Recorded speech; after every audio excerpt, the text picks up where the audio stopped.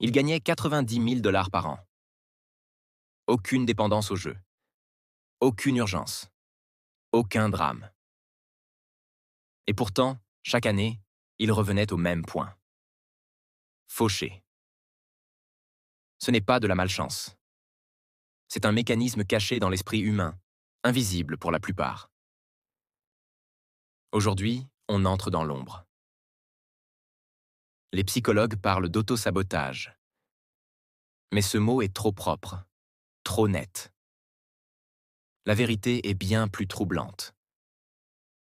Quand quelqu'un croit ne pas mériter la stabilité financière, le cerveau n'accepte pas la pauvreté.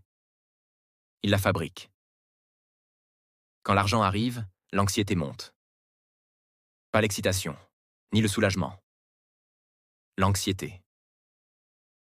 Et le cerveau, pressé de revenir au normal, fait disparaître cet argent. Un achat impulsif. Un prêt à quelqu'un qui ne rembourse jamais. Une idée vouée à l'échec. L'argent disparaît. L'anxiété baisse. Et au fond de l'esprit, quelque chose ressemble à du soulagement. D'où cela vient-il? Les chercheurs pointent le même endroit. L'enfance.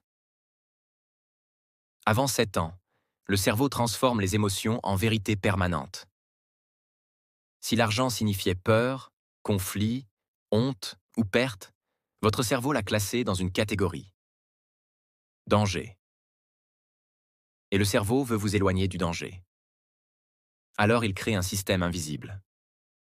Quand la réussite financière s'approche trop près, ce système s'active. Procrastination. Dépenses impulsives. Doute de soi venu de nulle part. Cela ne ressemble pas à de la peur. Cela ressemble à votre personnalité. Mais ce n'est pas vous. C'est un programme qui tourne en arrière-plan depuis l'enfance. Ce sabotage a 4 mécanismes. Vous pouvez en reconnaître un, ou les 4. Premier mécanisme. Le seuil d'abondance. Chaque personne porte un plafond intérieur, la somme qu'elle croit mériter. Quand les revenus s'en approchent, le sabotage commence. Ce plafond vient rarement de la logique. Il vient de l'enfance. Deuxième mécanisme. L'économie de l'imposteur. Certaines personnes détruisent l'argent car le garder confirmerait une chose terrifiante. Qu'elles le méritent vraiment. Pour une honte profonde, le succès peut menacer plus que l'échec. L'échec confirme l'ancienne histoire. Le succès la défie. Troisième mécanisme. La taxe de loyauté. Quand la pauvreté était la norme, réussir peut sembler trahir. Pas par manque d'amour, parce que la loyauté a été codée comme survie. Quatrième mécanisme. Le chaos familier. Quand vous avez grandi dans le chaos, il semble sûr. La stabilité crée de l'anxiété. Alors le cerveau recrée le chaos parce que le chaos est connu. La plupart n'identifient jamais ce schéma. Ils accusent carrément l'économie, leur employeur, leur partenaire, le mauvais timing. Et répètent le cycle pendant des décennies. Mais certains le brisent. La différence n'est pas l'intelligence, ni la volonté, ni la discipline. La différence, c'est la conscience. Le programme change quand vous le voyez tourner. Quand vous nommez le schéma, il perd du pouvoir. L'emprise se dessert. L'argent n'est jamais seulement de l'argent.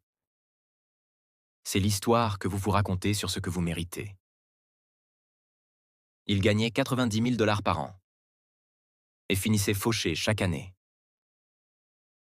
Jusqu'au jour où il a lu un chapitre sur l'argent et s'est reconnu. Ce fut la rupture. Pas une transformation spectaculaire. Pas un succès instantané. Juste pour la première fois, voir le programme. Et choisir délibérément de ne plus le lancer. La première étape pour reprogrammer votre esprit, c'est savoir qu'il en a besoin. Et la deuxième étape, elle n'est pas compliquée non plus. c'est arrêter d'appeler personnalité ce qui est, en réalité, un ancien programme. Vous n'êtes pas quelqu'un qui n'arrive jamais à épargner. Vous êtes quelqu'un dont le cerveau a appris que l'argent est un danger. Vous n'êtes pas faible. Vous faites tourner un système.